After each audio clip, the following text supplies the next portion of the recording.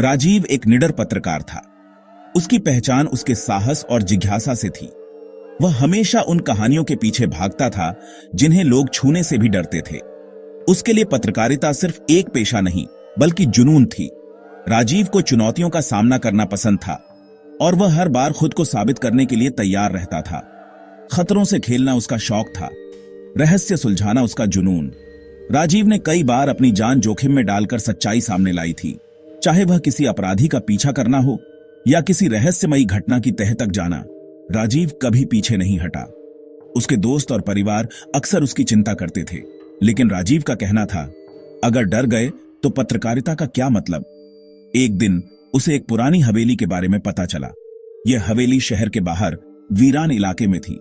हवेली के बारे में कई अफवाहें थीं। लोग कहते थे कि वहां अजीब घटनाएं होती हैं, रात में चीखें सुनाई देती हैं और कई लोग वहां से लौटकर नहीं आए। हवेली शहर से दूर एक सुनसान जगह पर थी। वहां तक पहुंचना भी आसान नहीं था। रास्ते में घना जंगल, टूटी फूटी सड़कें और सन्नाटा था। आसपास के गांवों के लोग हवेली के पास जाने से भी डरते थे। राजीव को यह सब और भी रोमांचक लगा। लोगों का कहना था कि हवेली में भूत रहते हैं। कई लोगों ने वहां अजीब परछाइयां देखी थीं। कुछ ने तो हवेली के अंदर से आती रहस्यमयी आवाजें भी सुनी थीं। गांव के बुजुर्गों का मानना था कि हवेली में कोई पुराना राज छुपा है जिसे जानना किसी के बस की बात नहीं। राजीव ने हवेली के बारे में और पता लगाया। उसने पुराने अखबारों की कटिंग्स पढ़ी, गांव के लोगों से बात की और हवेली के इतिहास को समझने की कोशिश की। उसे पता चला कि कई साल पहले वहां एक अमीर परिवार रहता था, लेकिन एक रात सब अचानक गायब हो गए।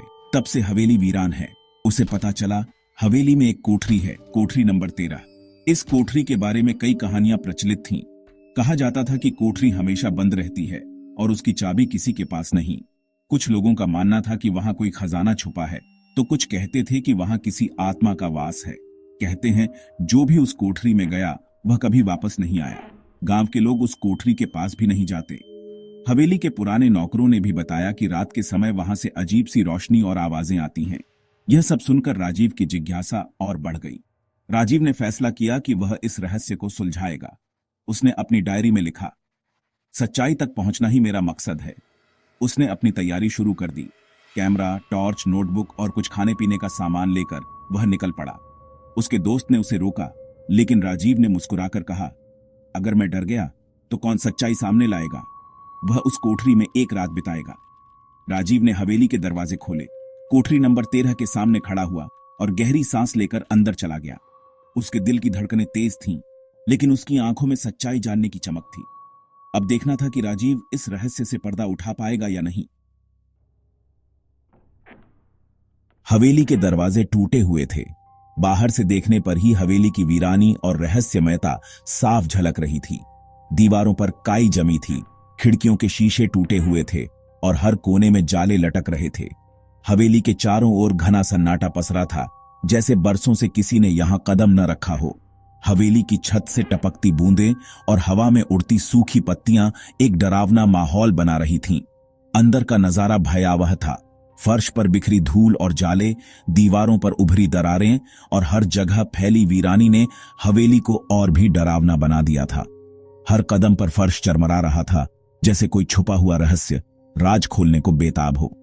धूल से भरी चीजें, टूटी हुई खिड़कियां और फर्श पर बिखरे पुराने सामान, सब कुछ जैसे किसी बीते समय की कहानी सुना रहे थे। हर वस्तु पर समय की परतें छड़ी थीं और खिड़कियों से आती ठंडी हवा में एक अजीब सी सिहरन थी और सन्नाटा। राजीव अंदर गया। हर तरफ अंधेरा था। हवेली के भीतर कदम रखते ही ऐसा लगा जैसे समय थम गया हो। उसकी सांसों की आवाज भी गूंजने लगी थी। हर कोना रहस्यमय और डरावना लग रहा था। हवा में एक अजीब सी गंध थी।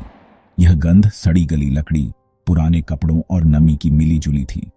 राजीव ने अपनी नाक पर रुमाल रख लिया, लेकिन गंध इतनी तेज थी कि वह हर सांस के साथ महसूस हो रही थी। राजीव ने अपनी टॉर्च जलाई।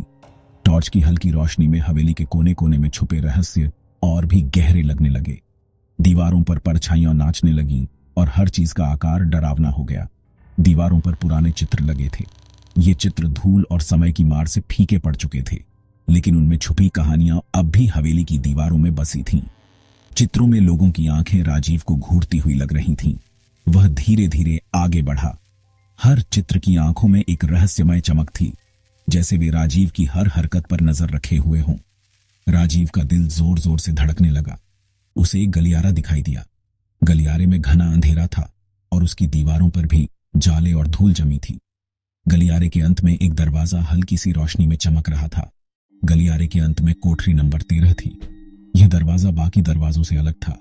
इस पर गहरे लाल रंग से 13 लिखा था और इसके आसपास की दीवारों पर अजीब निशान बने हुए थे।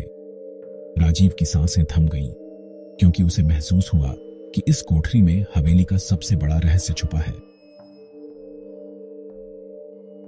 राजीव कोठरी के दरवाजे पर पहुंचा। दरवाजा पुराना और जंग लगा हुआ था। उसने धीरे से दरवाजा खोला। अंदर एक टूटी हुई कुर्सी और एक मेज थी। मेज पर एक जला हुआ दिया रखा था। राजीव ने अंदर कदम रखा। जैसे ही वह अंदर गया, दरवाजा अपने आप बंद हो गया।